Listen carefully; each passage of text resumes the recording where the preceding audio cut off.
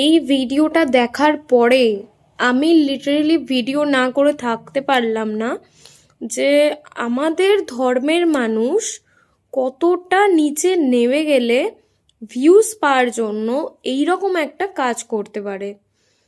যে যেই ভগবানকে আমরা সিংহাসনে বসিয়ে পুজো করছি সেই ভগবানকে নাকি মাছ ভাত খাওয়ানো হচ্ছে। মানে কাকিমা, তোমার জবাব নেই কাকিমা।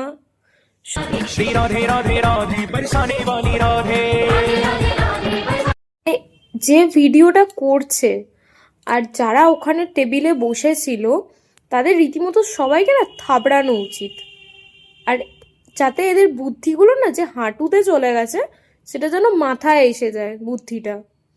মানে একটা ভগবানকে নিয়ে এরা কি করে ভাই যে একটা ছেলেগালা করছে আমি সেটা বুঝতে পারছি না গাইস।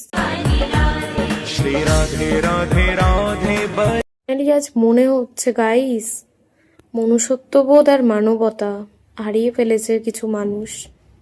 সত্যি এরা সমাজের কলঙ্ক।